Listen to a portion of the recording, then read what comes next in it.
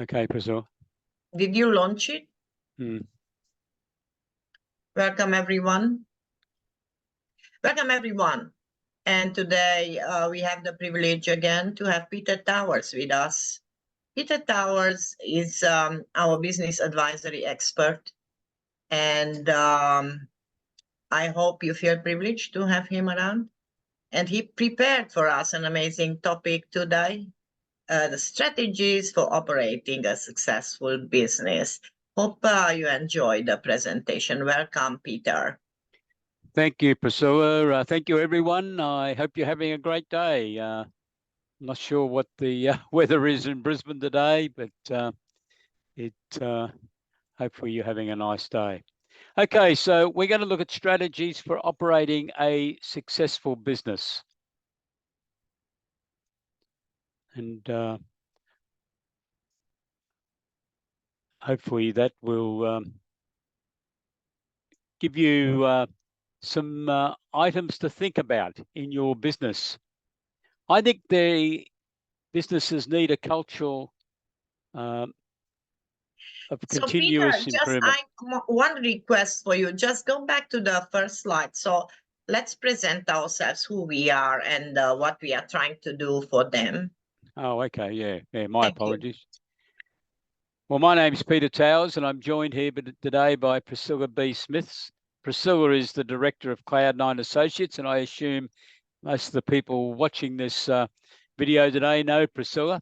So welcome, Priscilla.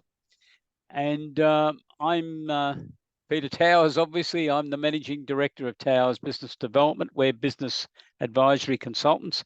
I'm also the Managing Director of ESS BIZTOOls, which is a company that I've operated for 25 years, which supplies advisory services strategies for accountants all over Australia and New Zealand.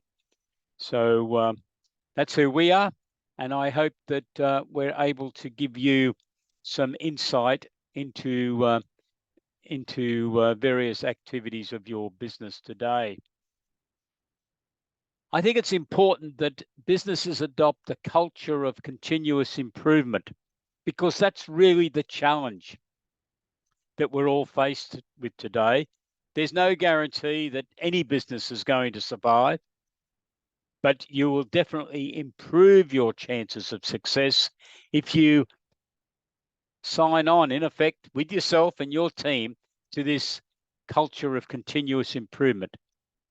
So what do I mean by that? Well, I think one of the challenges I'd like to put to you today is that I think SMEs should look to model your business on larger businesses.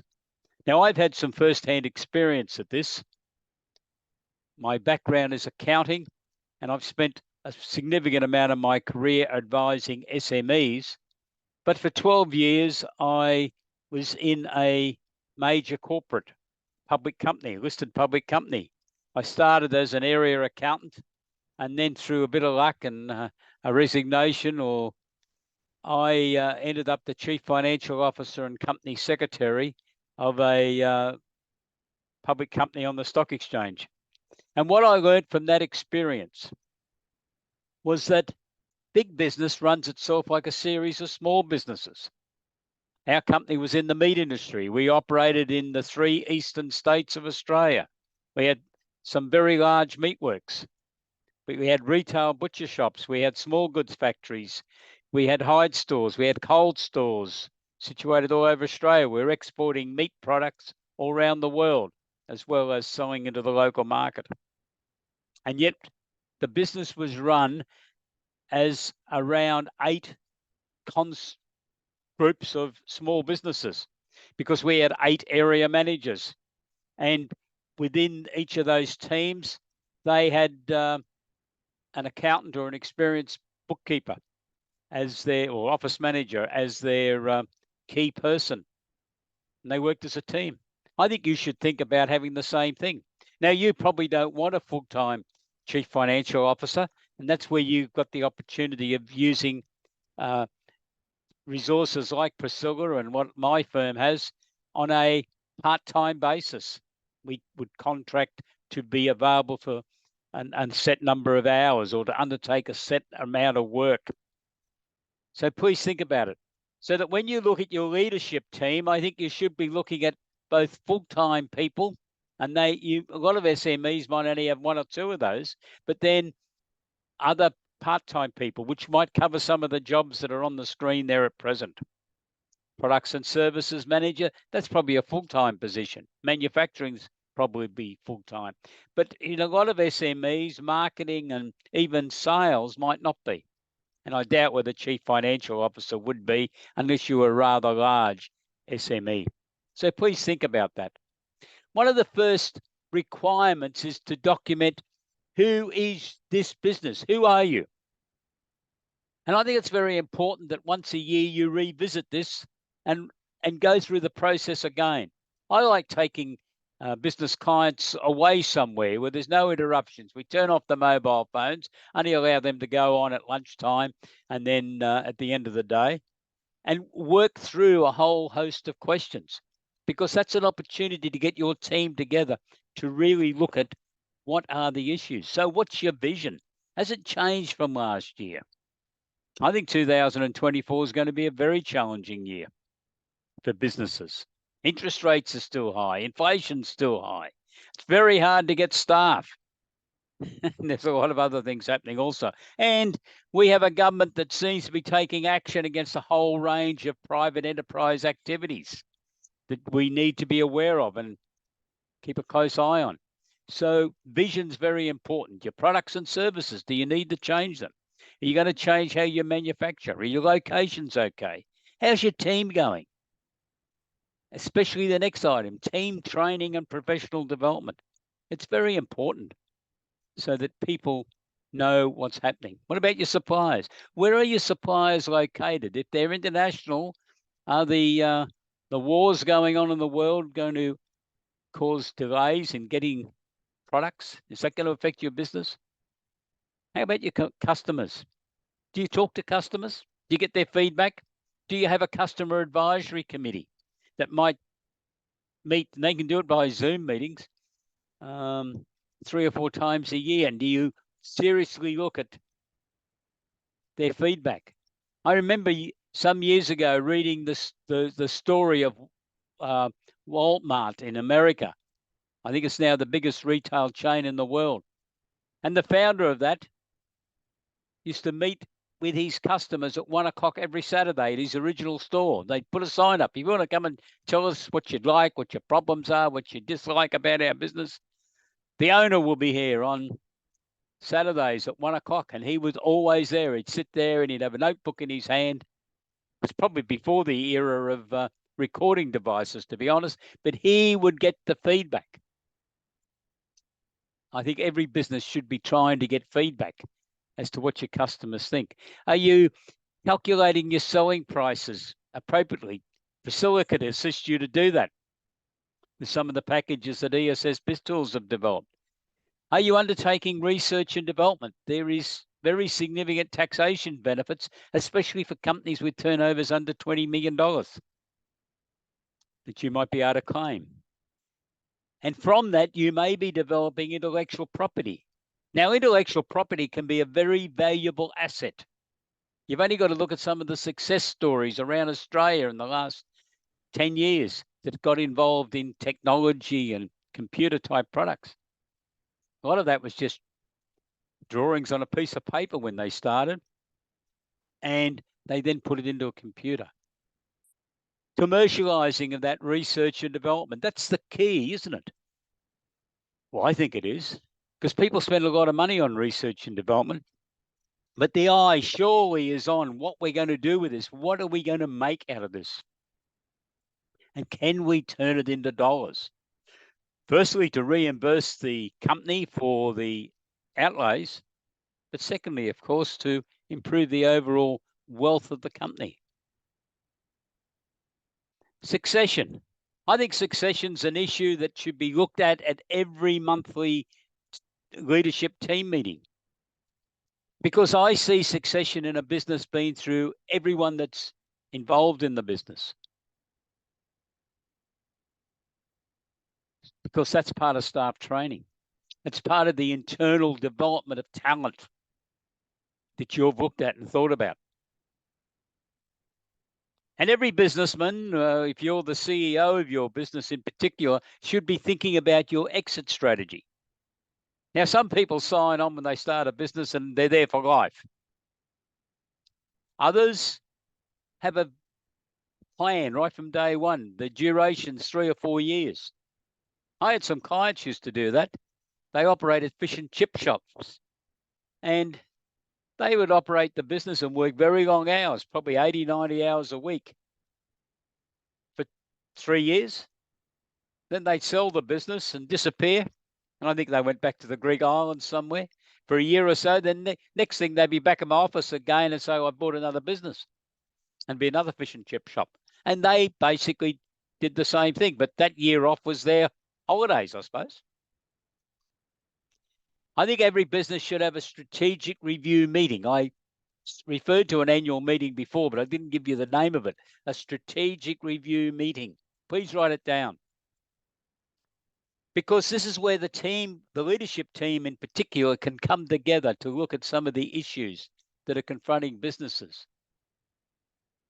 So you can think about some of those things we just went through. What should you be doing in a business?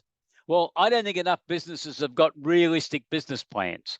And a business plan is not a document you prepare and then put in the bottom drawer. And it's not a document you take off and give to your bank manager, if you can find a bank manager these days, of course. But it should be a serious document that has been prepared and is going to be reviewed every month at your leadership team meeting. You're going to go through the action plan and say, well, gee, we were supposed to do this by next month. Who's handling it? Who's implementing it? And hopefully that sort of allocation should have been made months ago. Every business needs predictive accounting reports. Without them, you're in real difficulty because you need to have budgets.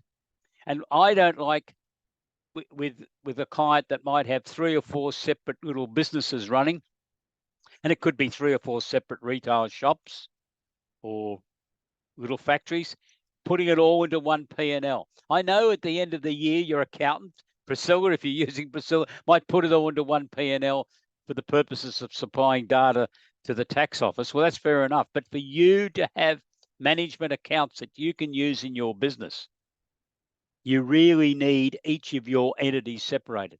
In the company I was with, we had about 480 separate operations.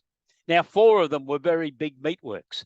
So we had meatworks, 1, 2, 3, 4. But then we had all sorts of other things. And each one of those had a profit and loss account prepared. Now, at the end of the year, we consolidated all that and got one profit and loss account that ultimately was revealed to the public because we were a public company. They never saw the 480 individual businesses, but I can assure you the leadership team did.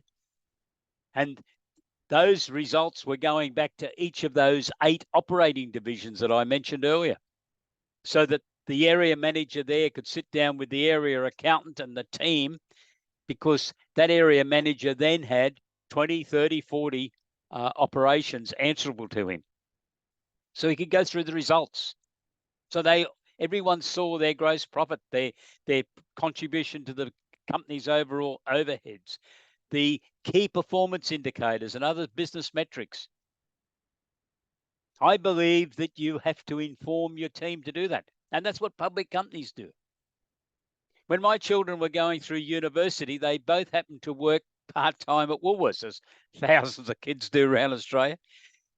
And I got to know the general manager of the store that they worked at over a period of time, because he used to play the saxophone in a band that used to go to play at a rugby league club that I was a member of, and I often saw him.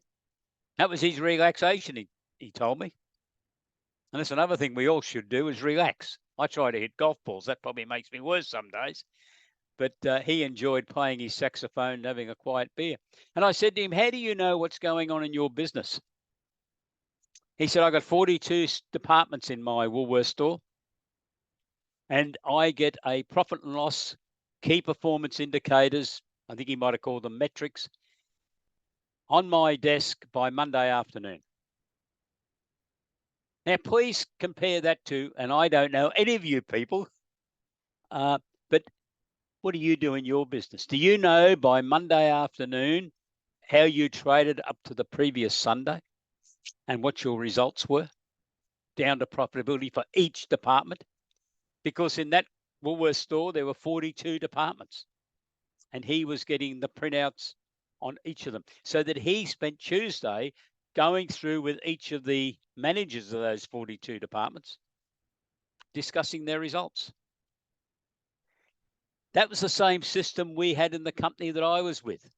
So each of the area managers undertook that task, meeting with the managers of the various operations, and all of it was sent to head office, where my team consolidated it all. And it was my task to sit down with the CEO on a Wednesday. We had lunch on good days. Bad days, we probably never got round to lunch. But that was to go through and look at the results. And he would pick out the ones that he wanted to talk to the area manager about, that he wasn't happy with. Now, this, I think, is management in practice. It's showing how businesses run. I think far too many SME businesses have relied on the accountants preparing an annual profit and loss account and a tax return. But you can't run your business with that data. It might be 7 or 8 months after the end of the financial year by the time you get it in any case. And I think it's primarily been prepared for taxation reasons. I don't believe it can ever help you run a business. So when I went back into public accounting after my 12 years in a public company, I immediately insisted that we had to introduce the system I'm talking to you about today. We were one of the pioneers, because I worked very closely with the Financial Management Research Centre, which had been established at the University of New England at Armidale, and was headed up by a great mate of mine, Andrew Geddes. And what Andrew and the founder of that centre, Professor Jeff Meredith, was talking about was exactly what I'm just talking to you about now. Unfortunately, it's taken the accounting profession nearly 40 years to start talking about advisory services on a wide plane for all SMEs. But that's what we should be taking. We've got their key drivers. Key drivers are your sub-accounts when you do budgets and cash flows, your inventory, your debtors, your creditors, those type, perhaps your labour budgets. They're the incidental things. And I think they're the key things in budgets. And if you have your accountant prepare them, please make sure you understand how it's all put together. Because it's important that there are realistic expectations built into a budget. They're not all fairy tales, because they don't come true in most cases. You need to be realistic. Otherwise, you're just kidding yourself, perhaps your bank manager, or someone in the bank if you can find them.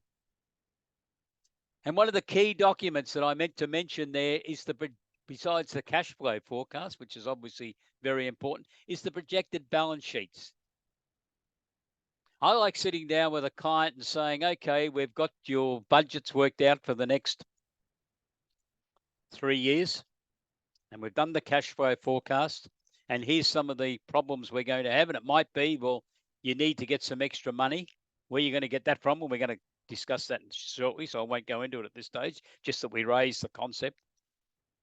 But after we've done all that, we can take them to the projected balance sheet. And I then act as the storyteller. And that's the service Priscilla can supply to you, the storyteller. We can say, well, if you've done this and done that and done that.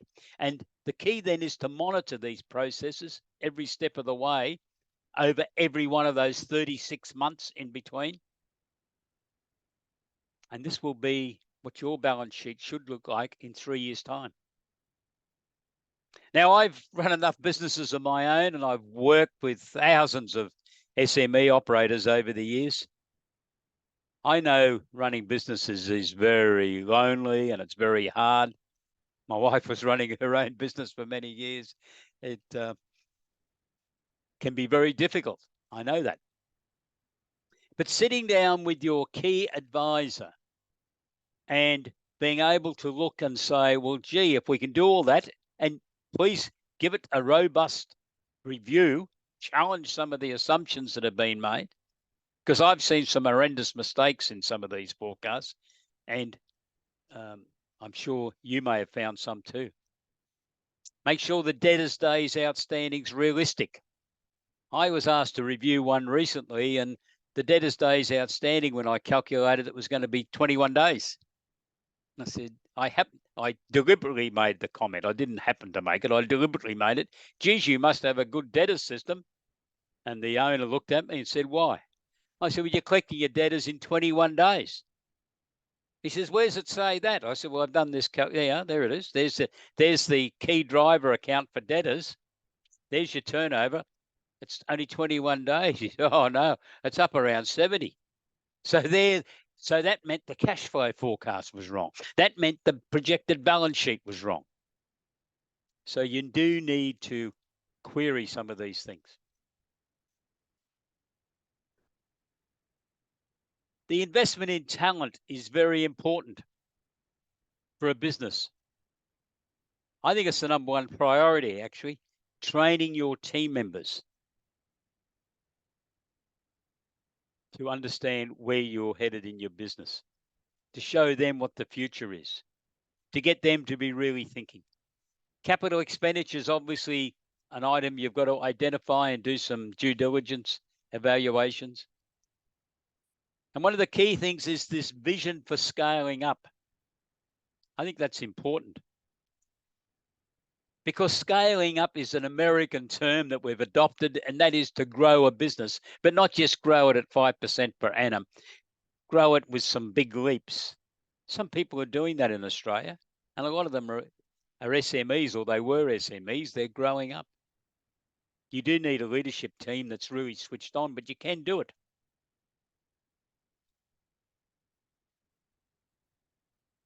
So when you look at your vision, you might come across that you need more money, because your cash flow forecast, when you prepare it, has got figures with a little dash in front of them. Accountants put that in there to say that that's minus. Unfortunately, it doesn't appear very big at times on a spreadsheet, does it? But there's a minus sign in front of it. And that might mean that you're going to run out of money. Why would you have run out of money where you may have budgeted to spend quite a considerable sum in research and development, in capital expenditure? Your debtors might be sitting on 70 days. Whereas if you could get them back to 30 days, where they should be, you would unearth some significant cash flow advantage. But without going into all those details yet, that's a subject for a separate discussion. You might need that you've got to do some capital raising or borrow money. So we'll start with loans. One of the big problems with loans, as I see it, is you normally need to offer security, although I notice there's quite a number of these small banks that have emerged to service SMEs, and I don't know if you're getting 20 emails a day from a whole range of these businesses, but I am. And I look at them and say, okay, all right. But they don't look as though they're wanting security, especially for up to around $150,000 to $200,000 worth of loans. So that's worth thinking about. But they want to know who you are. And if you've been in business for more than 3 or 4 years, I think you've gone well up the ladder with them, that they will lend money. But if you're looking for a bank to lend you money, you normally need security. So where's the spare asset? Who's going to put up their own asset? Then maybe their mother-in-law's house or something like that. That's been nasty, isn't it? So then you could turn to capital expenditure. Now, as a young accountant, all we had originally was very difficult. You could virtually only raise capital for someone that you'd gone to kindergarten with, went to primary and high school with, and now you worked with him, because you couldn't approach anyone. And then Section 708 come along in the Corporations Act. Now, I noticed the other day Paul Keating turned 80. Now, Paul Keating was the treasurer that introduced 708. And I don't normally praise Paul Keating, but I do very sincerely for that, because that opened up the opportunity for businesses like yours to be able to legally raise capital. Now, the original concept was you could only approach 20 people and you could only raise $1 million in 12 months. A few years later, John Howard was the treasurer and he changed it, and it hasn't changed since. And that is you can raise up to $2 million in 12 months from a maximum of 20 people. But you cannot advertise or market it. It's basically in-house. It's people who know you. So when I got a client that's wanting to raise money out of under Section 708 that tells me they haven't got many people they can go to, I encourage them to develop their website and social media presence. And you can't tell people you're looking to borrow money, but you present who you are, what your business does, so that people get to know you. Some of them hopefully will become fans. And by various ways and means, you can get people to tell you their name. You put up some articles for them or things, and you say that you'd like to get their name so you can set up a database. Then you can make a direct contact with them and just say, are they interested in more information on your business? So there's ways and means of legally maneuvering around it, but you can't run an ad on social media to say you're looking to raise capital under Section 708. But you can under crowdsource funding equity raising once you're approved by the crowdsource funding intermediary, who's a business that's been approved by the Australian Security Investment Commission to be the intermediary. So they wear two hats. One hat, they're representing the Australian Security Investment Commission. The second hat, they are a broker. One of them's got over 50,000 people from around Australia and overseas who have registered with them that they're interested in receiving information on Australian companies looking to raise capital. Now, 380 companies have raised nearly $290 million out of crowdsource funding equity raising over the last 4 years. And I'm really optimistic that this concept of going to the public to raise capital is going to grow. So perhaps you need to think about it in your business. Incidentally, you can raise up to $5 million in 12 months and go back to the market the following year if you wish. And as long as the market's prepared to support you, you can go through the process again. But there is a process and you have to stick to it. We've obviously developed a whole product package around that so we can assist clients. Early stage innovation companies was the running mate to crowdsource funding equity raising. This was all introduced when Mr. Turnbull was the Prime Minister, and he'd been very successful in investing in startup companies. And he was keen to do something. So early stage innovation companies is a great concept for a young company under 3 years of age, but you can have a company up to 6 years of age get a Guernsey under early stage innovation company. But the real benefit there is the company can raise up to $2 million under Section 708 as part of the early stage innovation company. But the investor has a carrot that the government deliberately put there to give them, that Malcolm Turnbull wanted them to have. And that is the investor gets 20% of their investment as a tax deduction off their own taxation bill. And if they hold those shares that they get allocated for their investment for more than 12 months and less than 10 years, they don't pay capital gains tax. So it's a big advantage. And the next area is government grants. Government grants are there. They're quite lucrative. You've got to go through an application process. But a government grant will only ever supply you 50% of the estimated costs on something. So I think it's important that if you're looking at all this and developing your vision, that you make sure not only your leadership team knows about it, but so does your total team, your other team members. I think businesses benefit from a rhythm of meetings. You just don't have a meeting when there's a crisis, but you have you have meetings daily. A lot of businesses have a 5 to 10 minute meeting at the start of every day. And primarily it's to highlight, is there a problem from yesterday? Weekly meetings. Now, I'm not just saying everyone's going to go to all these meetings, but the owners of the business, the CEOs, need to establish what's the rhythm of meetings and what feedback are you going to get and what feedback goes to other people. Monthly meetings, I think, are very important because I think you should be getting monthly financial accounts, monthly key performance indicators, monthly updates on your cash flow position, your debtors, your creditors, your inventory, so that you can be really running businesses the way the big end of town does. And with today's technology, you should be able to do that. So what I suggest to clients is that you're basically introducing a 52-week of the year business system.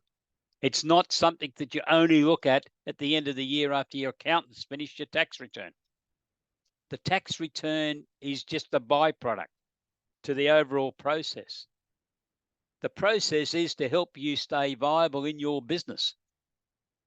And unfortunately, my experience tells me that won't happen if you're just relying on an annual set of accounts and a tax return. You need data regularly. And some people recently asked me, what's the daily information? It might be as simple as the sales, the average sale, and the number of customers. Because if your business has got an average sale normally of $35 and yesterday's was only $17, you would be asking questions if someone fed you that data. Or alternatively, it might have gone, yesterday it was $80 average. You say, well, gee, what made it go up 35 to 80? What did we do right yesterday? The number of customers is very important. Now, you might have alternative weeks, of course. You might have a pay week and then an off week, depending on who the customers you have. But it's very important that you get that. And I think it's important that at the end of each week, you get a weekly report. Like I was talking to you about before, when my children's boss in Woolworths told me he was getting performance reports every week and profitability. And that was what we were doing in the company that I was involved in. And we got key performance indicators.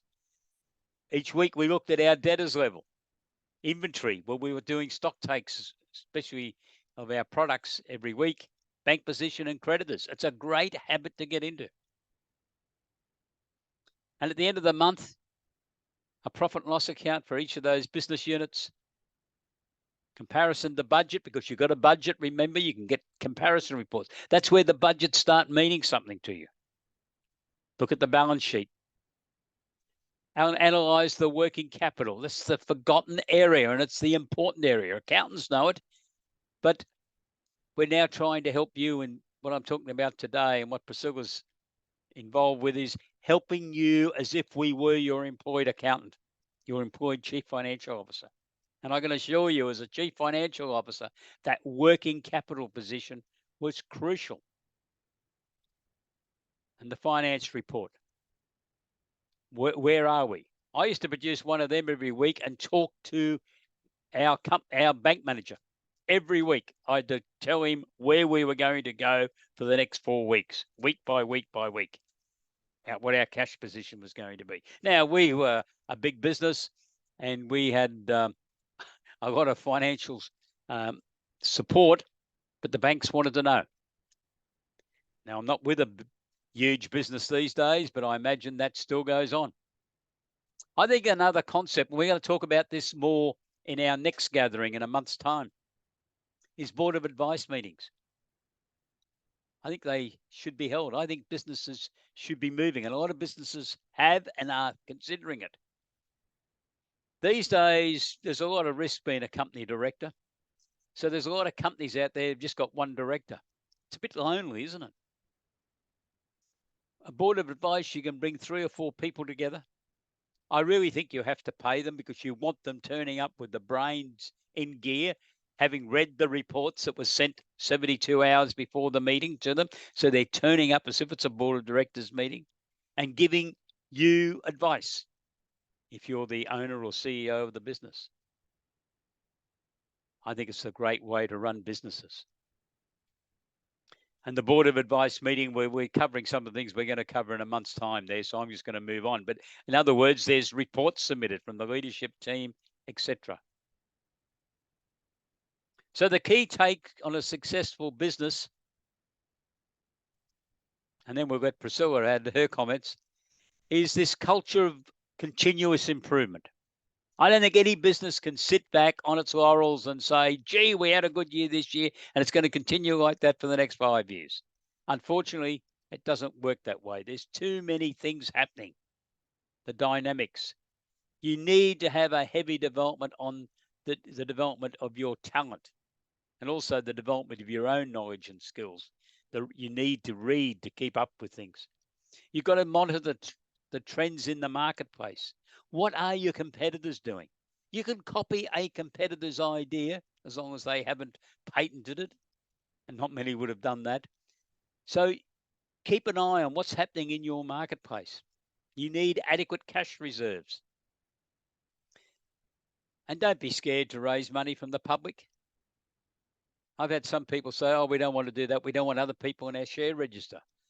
I said, well, the alternative, unfortunately, this was what was happening in this particular case, was you're probably going to go broke unless you can get some of your family to put money into your business.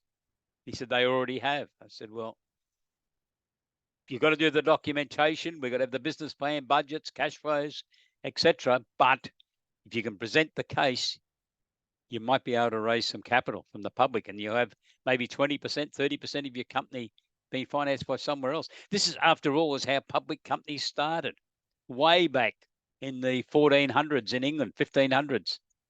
That's how they financed the expeditions to the New World, as they called it, to India, to America, to South America, ultimately to Australia. So if you need more information on what we've talked about today, I'm happy to talk to you. There's my email address. Well, that's our website, www.towersbusiness.com.au. Peter at Towers Business. There's my phone number, 1800 232 088. And obviously, Priscilla's our coordinator of these types of presentations. And there's her contact details. cloud9associates.com.au and Priscilla B. Smith at gmail.com and a telephone. So Priscilla, Yes, do you want to take over? We'll go ahead and you share. Thank our audience to be with us today. I hope they find it valuable, and we do thank you, Peter, for your time. And we do know that you're going to be with us every month. You're going to come back to us and talk to us about how to improve a small business. And we are very privileged to have you. And we invite our members to join us next month with an amazing topic. What was the topic for next month, Peter? I thought I had it on the slides, but I don't seem to have. So it's on corporate governance, and it's on Tuesday, the 26th of March. Lovely. A couple of days before the Easter break. And what we're going to look at is corporate governance issues in a business. Many of you are probably running companies. If so, you or your wife or your partner are probably the company director. There is legal responsibility. Directors of BHP are also covered under the same legislation as what you are. So you need to think about that. And we're going to go through corporate governance, but with probably a heavy emphasis, Priscilla, on the board of advice concept, because I think it is important for businesses that are wanting to grow, and maybe not to scale up, but if they are wanting to scale up, it's very important that you put in place the structures, because as I referred to before, I was the company secretary of that company I referred to. And when you get dealing with the board of directors and you see the questions some of them ask, and we had some heavy heavy hitters on that board from businesses all over, well, New South Wales and Victoria and Queensland they were from. It certainly shows you the benefit of having other people looking in. They're not there to run it. They're just there to ask questions and make suggestions. That's really what a board of advice is about. So we're going to explore that in 4 weeks' time. Amazing. So I encourage the members to actually send you questions to the comments chat in the platform, wherever you feel like, wherever you find this presentation. Presentation will be recorded and is going to be available for viewing on YouTube. And we feel privileged to have you every month, Peter, and we do appreciate your time and efforts to consult with us.